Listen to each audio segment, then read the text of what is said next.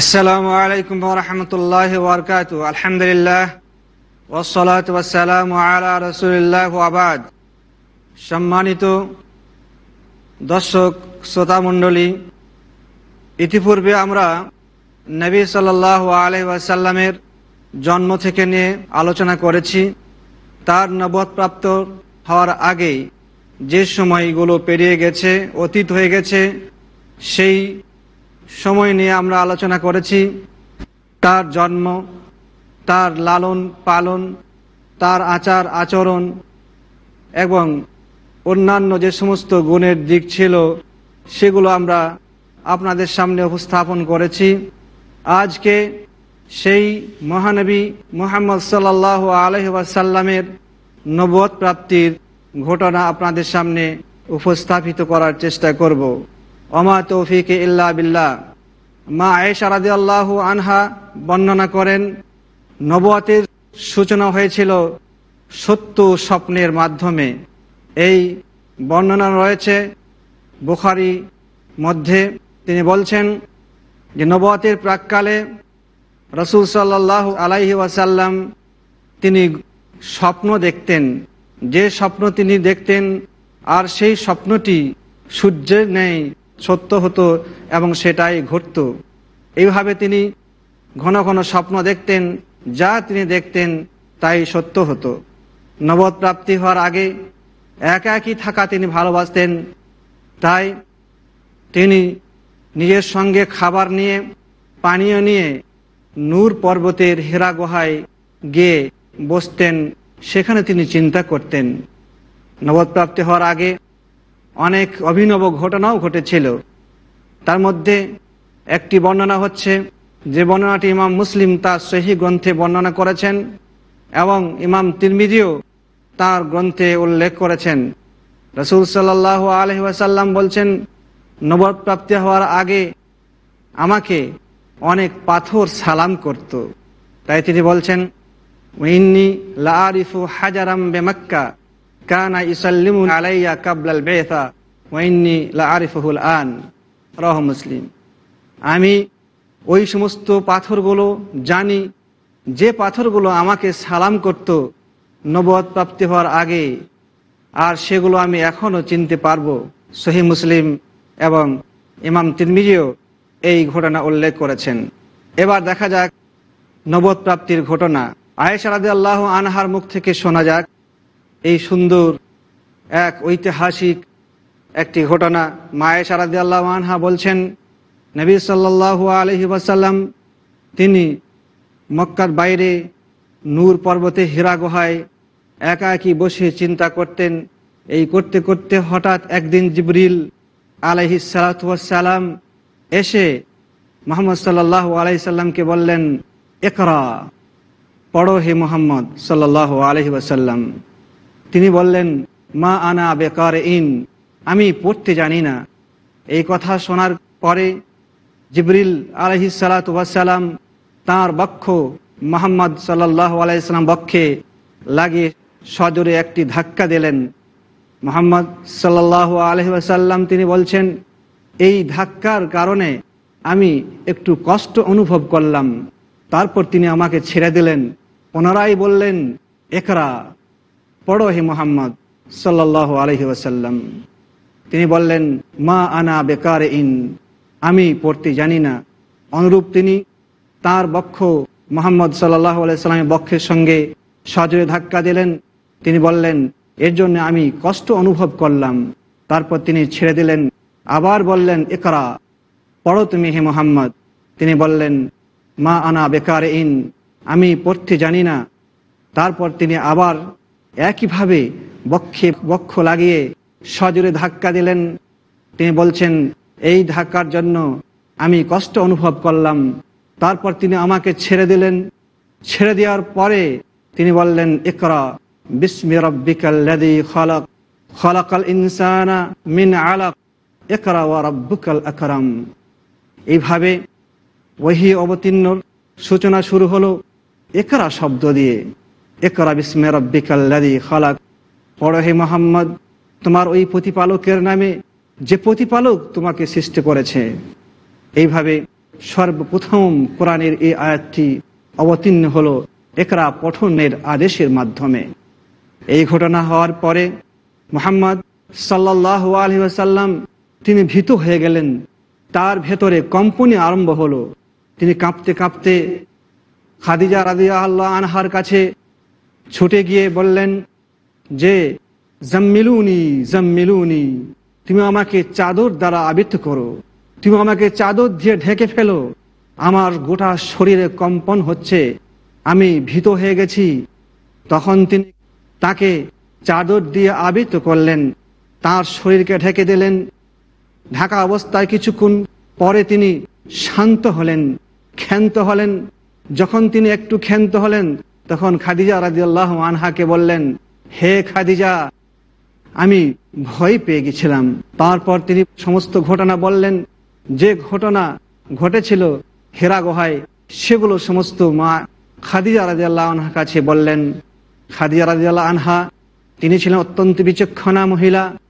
তিনি স্বামীর অবস্থা বুঝতে পারলেন, তাই তিনি অত্যন্ত বুদ্ধিমত্তার সঙ্গে স্বামীকে সাহস যোগাবার জন্যে, যাতে করে তিনি হিম্মত না হারিয়ে যান, যাতে করে তিনি মন মরা না হয়ে যান, সেই উদ্দেশ্যে তিনি বললেন যে কখনোই না, ইন্নাকা তাহমিল কাল, আপনি দায়িত্বের বোঝা বহন করেন, আপনি দরিদ্রদের সাহায্য করেন, দুর্বলদের সাহায্য করেন, আপনি অতিথির সম্মান করেন, আপনি কেমন করে ভয় পাবেন, কেমন করে আপনি দুর্বল হয়ে যাবেন?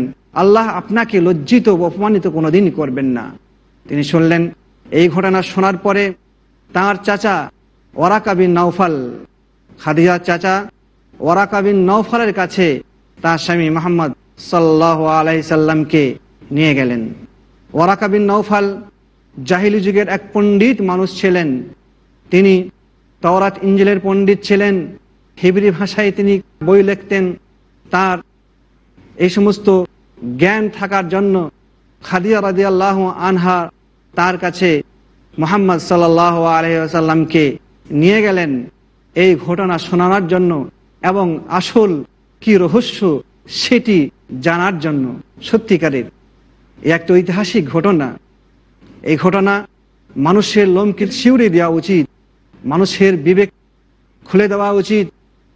তিনি সেখানে নিয়ে গেলেন, বললেন মা খাদিজা তাঁর চাচাকে যে আপনার ভাইপোর সঙ্গে আজকে হেরা গুহায় এই ঘটনা হয়েছে।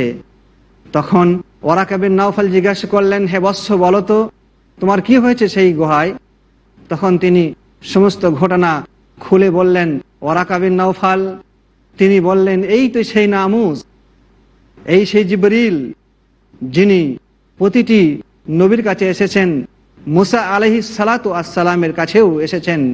যারা নবী হন, যারা নবুয়ত প্রাপ্ত হন, যাদের কাছে আল্লাহ সুবহানাহু ওয়া তাআলা নবুয়ত পাঠান, যাদেরকে তিনি রসুল বলে নির্বাচন করেন, তাদের কাছে এই নামুসকে অর্থাৎ জিবরিল আলাইহিস সালাতু আসসালামকে প্রেরণ করেন।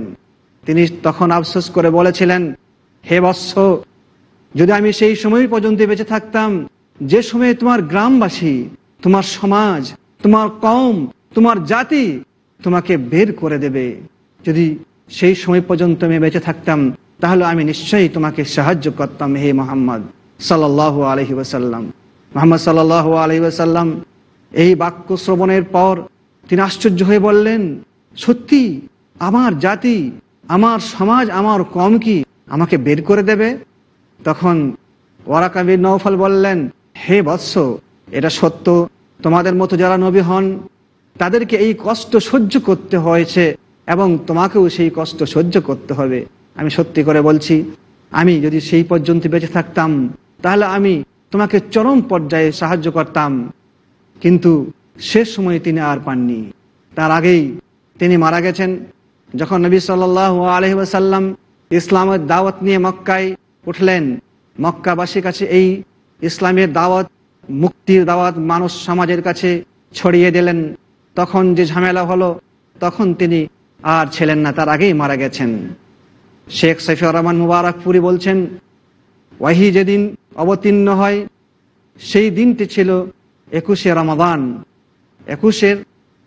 21 তারিখটা তিনি গবেষণামূলক ভাবে বলেছেন এবং রমজান মাসে যে শব্দ, এটির মধ্যে কোনো ইখতিলাফ বা দ্বিমত নেই।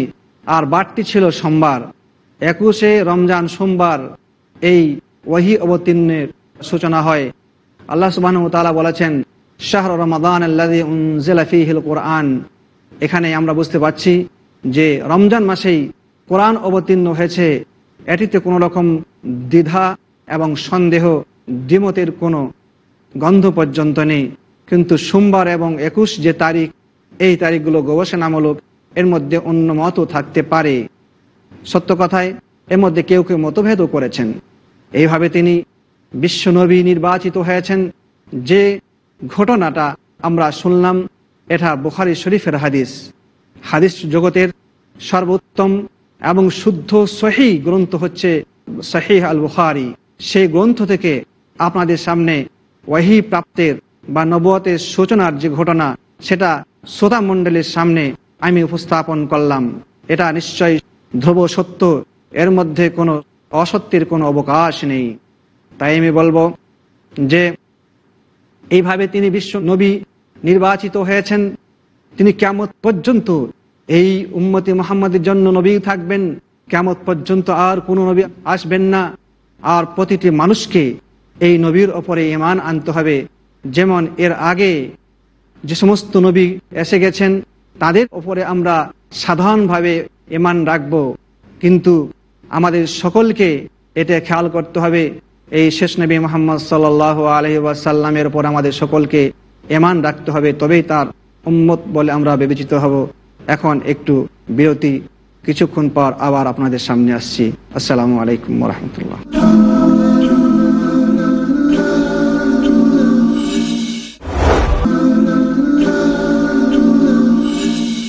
আসসালামু আলাইকুম ওয়া রাহমাতুল্লাহি ওয়া বারাকাতুহু। আলহামদুলিল্লাহ ওয়াসসালাতু ওয়াসসালামু আলা রাসূলিল্লাহ ওয়া বাদ। দর্শক শ্রোতা মণ্ডলী, আবার আপনাদের কাছে আমি ফিরে আসলাম। আমরা কথা বলছিলাম নবী সাল্লাল্লাহু আলাইহি ওয়াসাল্লামের নবুয়ত প্রাপ্তির ব্যাপারে বা বিষয়ে। তিনি কিভাবে নবী হলেন, এর কথা আমরা শুনেছি। তাই আমি বলবো যে এইভাবে তিনি বিশ্ব নবী নির্বাচিত হয়েছেন। তিনি কিয়ামত পর্যন্ত এই উম্মতি মুহাম্মাদের জন্য নবী থাকবেন, কিয়ামত পর্যন্ত আর কোনো নবী আসবেন না। আর প্রতিটি মানুষকে এই নবীর ওপরে ঈমান আনতে হবে।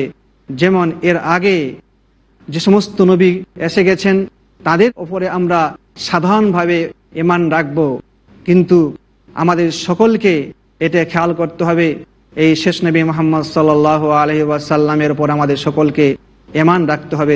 তিনি যেমন বিশাল একটি দায়িত্ব স্কন্ধে নিলেন, আল্লাহ রাব্বুল আলামিন তার স্কন্ধে এক বিশাল দায়িত্ব অর্পণ করলেন, তাকে সম্মানিত করলেন। এটা একটা সহজ কথা নয়। তিনি হচ্ছেন বিশ্ব নবী। তার যুগ থেকে নিয়ে কিয়ামত পর্যন্ত তিনি নবীই থাকবেন, তারপরে আর কোনো নবী আসবে না। এই নবী হওয়ার পরে তিনি যে দায়িত্ব নিলেন, একটা বিশাল দায়িত্ব, তারপরে দায়িত্ব আসছে দাওয়াতের দায়িত্ব। কিন্তু তার আগে আমি বলবো যে ওয়াহি যে অবতীর্ণ হয়েছে, আল্লাহ রাব্বুল আলামিন তার কাছে যে ওয়াহি পাঠিয়েছেন, তার ওয়াহির কিছু ধারাবাহিকতা আপনাদের সামনে তুলে ধরছি। যে ধারাবাহিকতা বা মারাতিবুল ওয়াহি শেখ সাফিউর রহমান মুবারকপুর আর রাহিকুল মাকতুমের মধ্যে উল্লেখ করেছেন। তার আগে শেখ আল্লামা ইবনুল কাইয়িম রাহমাতুল্লাহ আলাইহি তিনিও বেশ কয়েকটা ধারাবাহিকতা উল্লেখ করেছেন ওয়াহির ব্যাপারে। যে কথা আমরা মা আয়েশার কাছে শুনেছি, হাদিসে বর্ণিত হয়েছে যে ওয়াহির প্রথম ধাপ বা ওয়াহির প্রথম স্টেজ হচ্ছে আর রুয়াতুস সালেহা, সত্য এবং সৎ স্বপ্নের মাধ্যমে ওয়াহির প্রথম সূচনা হয়। দ্বিতীয় নম্বর হচ্ছে যে জিবরিল আলাইহিস সালাতু ওয়াস সালাম কানা ইউলকি ফি রাউইহি ওয়া কলবিহি, তিনি ওয়াহির বাণী প্রত্যাদেশ তার অন্তরে তিনি ঢেলে দিতেন, কিন্তু এ সময়ে নবী মুহাম্মদ সাল্লাল্লাহু আলাইহি ওয়াসাল্লাম তাকে প্রত্যক্ষ করতে পারতেন না, বা জিবরিল আলাইহিস সালাতু ওয়াস সালাম তার সামনে আসতেন না। এমনি অদৃশ্যভাবে তার অন্তরে ওয়াহির বাণী তিনি ঢেলে দিতেন। 3 নম্বর আসছে জিবরিল আলাইহিস সালাতু ওয়াস সালাম তিনি মানুষের বেশে নবী সাল্লাল্লাহু আলাইহি সাল্লামের কাছে এসে আল্লাহর বাণী পাঠ করতেন এবং নবী সাল্লাল্লাহু আলাইহি ওয়াসাল্লাম সেটি মানুষের মতো শুনতেন, এই জন্য যে তিনি যেন স্পষ্টভাবে তার বাণী বোঝেন এবং কোনো রকম দ্বিধাগ্রস্ত না হন, চিন্তা ভাবনা না করেন, কোনো রকম তিনি ভয় না করেন।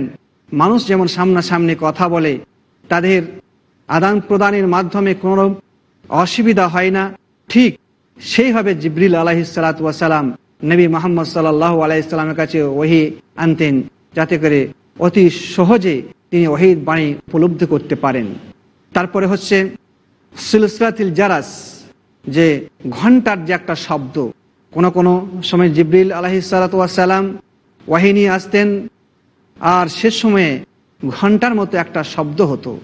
মা আয়েশা রাদিয়াল্লাহু আনহা বলছেন, হাদিসে বর্ণিত হয়েছে এইভাবে, এবং তিনিও বলছেন ওয়াকান আসাদ্দ আলাইয়া, যে এই রূপটা, ওহী অবতীর্ণের এই রূপটা আমার জন্য অত্যন্ত কষ্টদায়ক হতো, আমি কষ্ট অনুভব করতাম। আবার দেখা গেছে যে নবী সাল্লাল্লাহু আলাইহি ওয়াসাল্লাম জিবরিল আলাইহিস সালাতু ওয়াস সালামকে তার নিজস্ব যে চিত্র, সেই চিত্রে তাকে দেখেছেন। আমরা কোরআনের মধ্যে পাচ্ছি আল্লাহ রাব্বুল আলামিন তিনি বলছেন, আমি ফেরেশতাকে সৃষ্টি করেছি, আমি সব কিছু সৃষ্টি করেছি, তার মধ্যে বৃহৎ ফেরেশতা হচ্ছে জিবরিল আলাইহিস সালাতু ওয়াস সালাম। আসতেন নবী সাল্লাল্লাহু আলাইহি সাল্লামের কাছে ওই জিবরিল কখনো কখনো 600 ডানা নিয়ে। আল্লাহ রসুল বলছেন, আমি তাকে তার আসল চিত্তে দেখেছি তার 600 ডানা। ওয়ালাকাদ রাআহু ফিল উফুকিল মুবিন, বাথে মক্কা সমতল ভূমির আকাশের কিনারায় আল্লাহ রসুল সাল্লাল্লাহু আলাইহি ওয়াসাল্লাম তাকে এই আসল রূপে দেখেছিলেন। এটি কোরআনেও উল্লেখিত হয়েছে। তারপর আরও প্রমাণিত রয়েছে যে আল্লাহ রাব্বুল আলামিন কোনো মাধ্যম ছাড়া তার শেষ রসুল, তার শেষ দূত মুহাম্মদ সাল্লাল্লাহু আলাইহি ওয়াসাল্লামের সঙ্গে তিনি কথা বলেছেন, সেটা হচ্ছে পর্দার আড়াল থেকে। এটা তার জন্য কোনো আশ্চর্য বিষয় নয়। তিনি হচ্ছেন সাইয়্যিদুল আলামিন, তিনি হচ্ছেন সাইয়্যিদুল মুরসালিন। কারণ এর আগে আল্লাহ রাব্বুল আলামিন তার অন্যান্য নবীদের সঙ্গেও কথা বলেছেন, মুসা আলাইহিস সালাম সঙ্গে কথা বলেছেন। এটা আমরা সকলে জানি। ওয়া কাল্লামাল্লাহু মুসা তাকলিমা, এই কথা বলা হয়েছে যে আল্লাহ রাব্বুল আলামিন তার এক নবীর সঙ্গেও তিনি কথা বলেছেন। তাহলে যিনি সাইয়্যিদুল মুরসালিন, তার সঙ্গে কথা বলার কোনো আশ্চর্য এটা কোনো ব্যাপারই নয়। তাই বলবো যে আল্লাহ রাব্বুল আলামিন তার সঙ্গে সরাসরি কথা বলেছেন, যেটা ঘটেছিল লাইলাতুল মেরাজে। তিনি যখন মেরাজে গেছিলেন তখন আল্লাহ রাব্বুল আলামিন তার সঙ্গে কথা বলেছিলেন। অনেক ভাই মনে করেন যে ওয়াহিটা আমরা ঠিক বুঝতে পারি না, আবার কেউ কেউ ওয়াহির সঙ্গে কেরামতিকে লাগিয়ে দেন। কেরামত বলে একটা জিনিস আছে ইসলামে, আবার সবচাইতে ঘৃণিত জিনিস ইসলামের সেটা হলো জাদু। জাদু যদি কেউ করে সে মুসলিম থাকে না। কিন্তু এই তিনটি বিষয়কে নিয়ে অনেকে গোলমাল পাকিয়ে দেন। ওই হচ্ছে স্পষ্ট জিনিস, যেটা একমাত্র নবীদের কাছে আসে, আর তার মাধ্যম হচ্ছে জিবরিল আলাইহিস সালাতু ওয়াস সালাম, যেটা আদম আলাইহিস সালাম থেকে নিয়ে আমাদের শেষ নবী মুহাম্মদ সাল্লাল্লাহু আলাইহি সাল্লাম পর্যন্ত ঘটেছে। এটা কোনো সাধারণ মানুষের ব্যাপার নয়। এবার আসা যাক জাদু এবং কেরামতি। কারাম শব্দের অর্থ হচ্ছে সম্মান। এটা ঘটে থাকে যারা আল্লাহর সত্যিকারের বান্দা, আল্লাহর যারা প্রিয় বন্ধু, ওলি আরবিতে বলা হয়, ওলিয়া উলিয়া আমরা বলে থাকি। আল্লাহর যারা প্রিয় বন্ধু তাদেরকে আল্লাহ রাব্বুল আলামিন সম্মানিত করেন। যেমন আমি এর পূর্বেও দার্সে বলেছি, উসাইদ ইবনে হুদায়র রাদিয়াল্লাহু আনহু তার লাঠির মাথা থেকে আলো বের হয়েছে, কিন্তু তিনি জানতেন না যে এটা আমার লাঠির মধ্য থেকে এইভাবে আলো বের হবে, এটা তিনি জানতেন না। এটা আল্লাহর পক্ষ থেকে তার জন্য লাইটের ব্যবস্থা করা হয়েছে। একে বলা হয় কারামা, একে বলা হয় সম্মান। আল্লাহ যাকে ভালোবাসেন তাকে এই সম্মান দেন এই কারামতের মাধ্যমে। কিন্তু বড় দুঃখের বিষয়, এখন অনেক ভাই অনেক জাদুবিদ্যা শিখে বা অনেক ভিলকি চালাকি শিখে তারা কারামতির দাবি করেন আর বলেন আমি আল্লাহর ওলি, আর এরই সুবাদে তারা অনেক কিছু ঘটিয়ে থাকেন এবং অনেক মানুষকে তারা কি করেন, ভ্রষ্ট করে ফেলেন। আমি সেই ভাইদেরকে বলবো, আপনারা যে পথে শ্রম দিচ্ছেন, প্রিয় বন্ধু, প্রিয় ভাই, আপনি আসুন আমাদের সঙ্গে আমরা এক হয়ে কাঁধে কাঁধ মিলিয়ে কোরআন এবং সহিহ হাদিসে যেভাবে কথা রয়েছে সেইভাবে আমরা কথা বলি। তবে একটা কথা আমি এখানে বলে দিচ্ছি, কারামা এবং জাদুর মধ্যে পার্থক্য হচ্ছে এই, কারামা হচ্ছে আল্লাহর পক্ষ থেকে তার বন্ধুদের সম্মানের বিষয়, কিন্তু ওই কারামা কোনো মানুষের শক্তির মধ্যে নেই যে সে নিজের ইচ্ছায় কারামত প্রকাশ করতে পারে। এটা কোনো মানুষের জন্য সম্ভব নয় যে আমি আল্লাহর ওলি হয়ে গেছি, আমি যখন ইচ্ছা করব তখনই আমি কারামত প্রকাশ করতে পারবো, এটা কোনো মানুষ পারবে না। কিন্তু যে ভাইয়েরা কারামতের নাম দিয়ে অনেক কিছু কেরাম দেখাচ্ছেন, সেই ভাইরা আমি বলবো, প্রিয় বন্ধুবর্গ, আপনারা বলে থাকেন আমি ওই করলাম, এই করলাম, সেই করলাম, এটা মনে হচ্ছে যে তারই হাতে, কিন্তু আসলে সেটা তার হাতে নয়। এটা হচ্ছে তাদেরই একটা নিজের প্রচেষ্টা, মানুষকে ভোলাবার জন্য বা মানুষকে আকৃষ্ট করার জন্য তাদের একটা পথ। তাই আমি বলবো, প্রিয় বন্ধুবর্গ, ওহি হচ্ছে আল্লাহর ঐশী বাণী, যে ঐশী বাণী জিবরিল আলাইহিস সালাতু ওয়াস সালামের মাধ্যমে প্রতিটি নবীর কাছে পৌঁছানো হয়েছে। এবং কারামা যেটা আল্লাহ রাব্বুল আলামিন যখন চেয়েছেন যে বান্দার জন্য, যে বান্দাকে তিনি ভালোবেসেছেন, সেই বান্দার কাছে তিনি এই কারামত দেখেছেন। যেটা কারামত বলতে একটা অস্বাভাবিক ব্যাপার, যেটা হওয়া সাধারণ মানুষের জন্য এটা মানে অসম্ভব, কোনো মানুষের স্বভাব মতো সেটা নয়, এটা অস্বাভাবিক ব্যাপার। সেই ব্যাপার বা সেই বিষয়টা আল্লাহ রাব্বুল আলামিন কখনো কখনো তার প্রিয় বান্দাদেরকে দেখিয়ে থাকেন। একেই বলা হয় কারামাত। আর যেটা বলেছে চালাকি অথবা কুফরি, যেটা জাদু, এটা ইসলামে হারাম করা হয়েছে। কোরআনে এই বর্ণনা এসেছে সূরা বাকারার মধ্যে, এবং হাদিসেও বর্ণিত হয়েছে যারা জাদু করে তাদের শাস্তির ব্যাপারে, এবং যারা জাদু করে তারা কি মুসলিম না অমুসলিম, তাদের কি শাস্তি না শাস্তি, এই ব্যাপারেও অনেক কথা বর্ণিত হয়েছে। তা আমি প্রিয় ভাইদেরকে সতর্ক করতে চাই যে জাদু, কারামাত, ওহি, এই তিনটে আলাদা আলাদা বিষয়, এক অপরের কোনো সম্পর্ক নেই। আবার ইনশাআল্লাহ দেখা হবে অন্য সময়। আসসালাম।